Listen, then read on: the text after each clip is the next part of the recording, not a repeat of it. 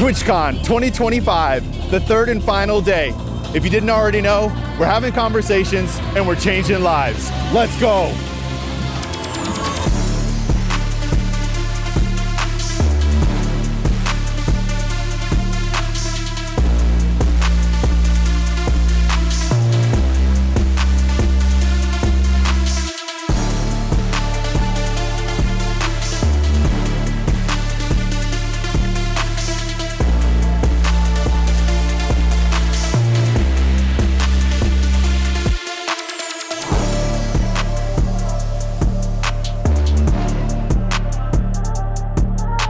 Welcome back. As promised, this begins our third and final day at TwitchCon. It has been a wild ride so far, but we've got much more to cover. Day 3 starts off with a strong and in-depth talk about paying off credit card debt. I'm gonna ask this on behalf of all of Dan's listeners who are in various stages of young and old and everything in between. What is the best way, if somebody has debt, what's the best way to reduce or manage credit card debt? Okay, there's depending on how much, there's multiple answers. Let's go to a manageable, not something that's absolutely crippling and they don't know how to get out of. Sure. This principle still works, even if that is the case, but you'd be talking about potentially debt consolidation or other things like that if it were. But talking about the snowball method, that's a very popular one. You line up all of your credit cards by balance.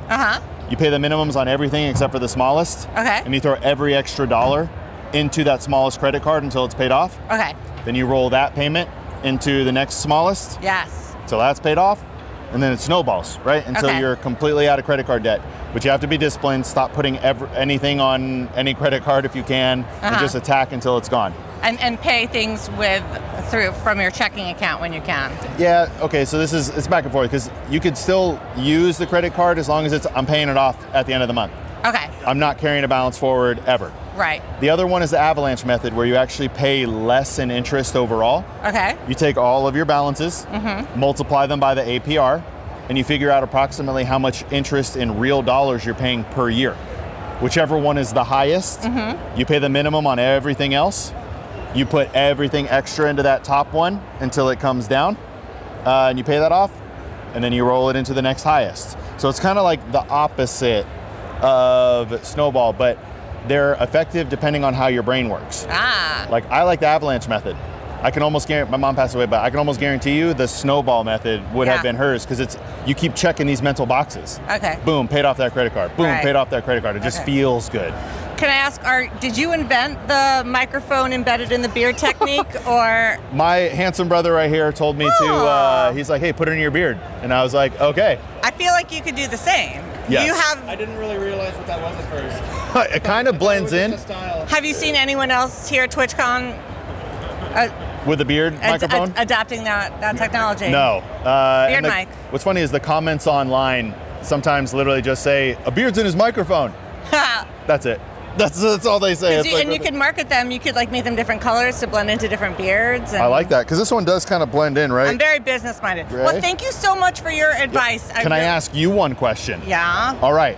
What is a financial lesson that you've learned that you think other people could benefit from? A financial lesson that I've learned. Oh my gosh, that's a good one. I do. You know what? I don't know what you said. Long-term care insurance, that was very useful. Oh my God, my parents got a great long-term care insurance that I don't think they even make anymore. That is extremely helpful to them now. I also do make my own coffee in the morning. I don't go to Starbucks. Hey, I love that. Did you know, it's a really weird statistic, and you have to really think about it, you're until a certain age, you're more likely to become need long-term care insurance than you are to die. Excellent point. That's crazy. But most people don't have long-term care insurance. Well, thank you so much. I so appreciate Thank you. That was awesome. Thank you so much. Great to meet you. Thank you. Thank you, guys.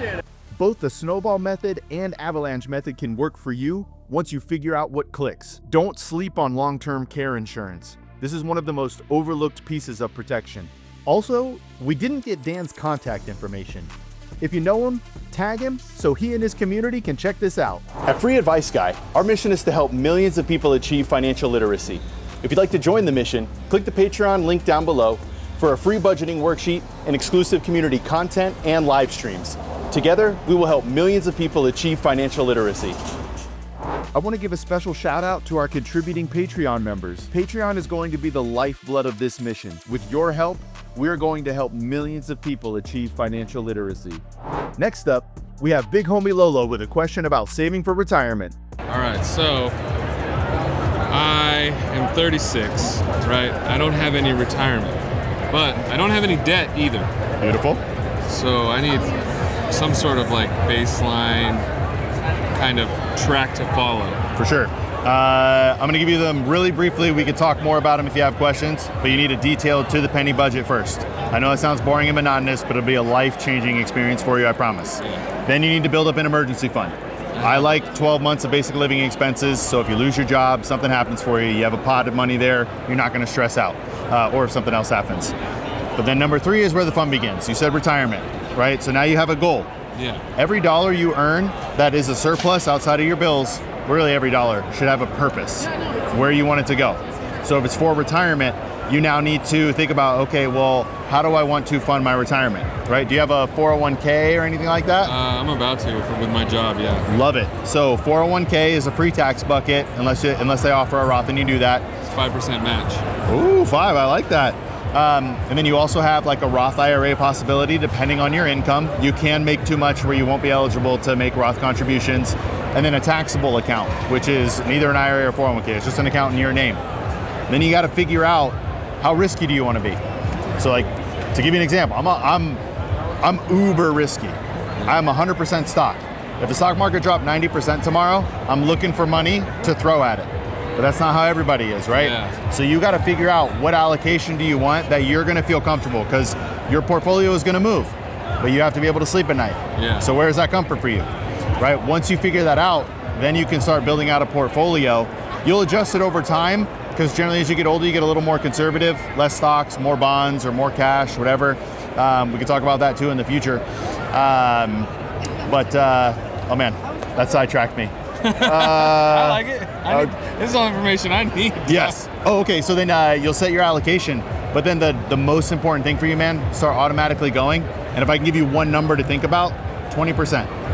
Whatever you make, multiply it by 0.2. That's about how much you should be putting away for retirement. Okay. So being that you're 36 and you don't have anything, I still think over the next 29 years, if you want to retire at 65, we'll get you there comfortably, as long as you're disciplined and you keep doing it.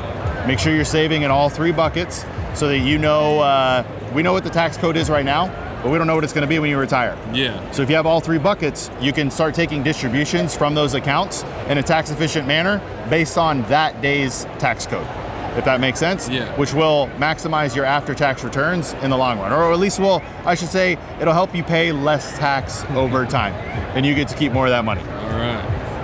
That sounds good. Yeah. Yeah, I gotta get on my game, because like I said, I don't have any debt, but I don't own a house either, so I mean, it's all shit I'm working towards now. Yeah, man. So in your mind, just do a checkbox. I'm sorry for cussing. That's okay. If we have to, we'll bleep it, but I don't think YouTube cares. It's like 1 or 2 on there.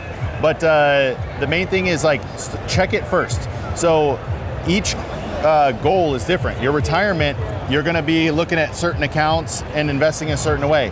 For your house, or any other goal, you're going to invest in a different way, right? So each goal, you have to have a specific amount you're shooting for, how much you want to invest towards that goal to be able to reach it, right? So you're probably going to want a down payment. Yeah. So you got to figure out, when do you want to buy a house? Is it 2030? Yeah, probably sometime around then. All right, so if that's the case, you got to think about it. If you want to own a X dollar house or buy an X dollar house of that day, you need 20%. Now you got to do the backward math and start saving every month to get you to that down payment. Yeah. But you start making it automatic and you're not even thinking about it. And then by the time it's 2030 and you're ready to buy a house, you're like, hey, I have a pot of money there. And then you'll notice my retirement. All of it, like, it's fairly quickly after the end of their first year of really getting serious about finance, you look at what you have and you're like, I didn't have this last year. It's a mile away from where I was. Yeah, my life's not crazy different, but my finances are crazy different. And it's a great feeling, but you gotta take that first step. And honestly, that's where a budget comes in. Once you do that, your brain starts to switch and you're on a different path.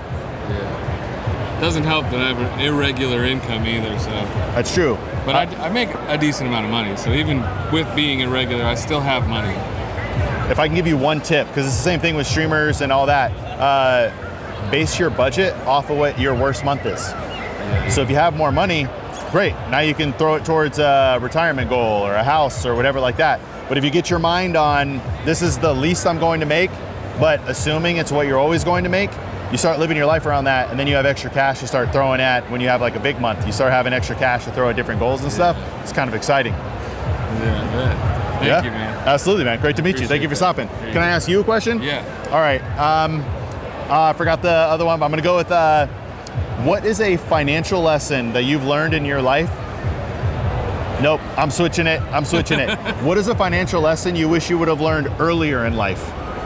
Retirement. Yeah, I wish I would have, put money in when I turned like 20, 18. Yeah. First job, right? At least, even if I didn't put in since then, it would still be gathering compound interest. Yep, 100%. And I haven't done that. It's been 18 years. So. Yeah, but hey, man, you're still in a good spot. I know you probably, I'm just going to assume some things, but you probably feel behind.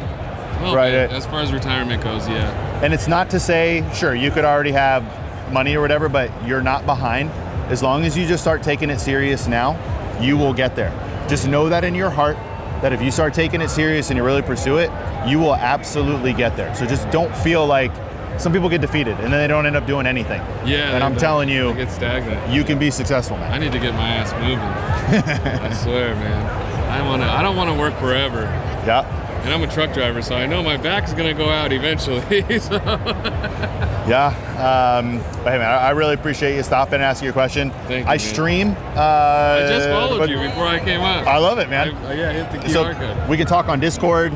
You can stay in chat, whatever you want, man. Anytime, just hit me up. If I'm live on stream, say, hey, can we hop on a call? Yeah, let's go on Discord and we'll talk. And then on stream, we can have a conversation that other people can learn from as well. Cool. Thank you, brother. Really appreciate it. Yeah. Really good. Thanks again. Thanks, man. Thank you. This applies to you too. It is never too late to save for retirement. You can begin today. That does it for today's video. Be sure to check out tomorrow's episode where we break from the norm and talk about what happened to Emiru this past TwitchCon and show you a chat we had with a friend. Thanks for watching, and as always, we'll catch you in the next video.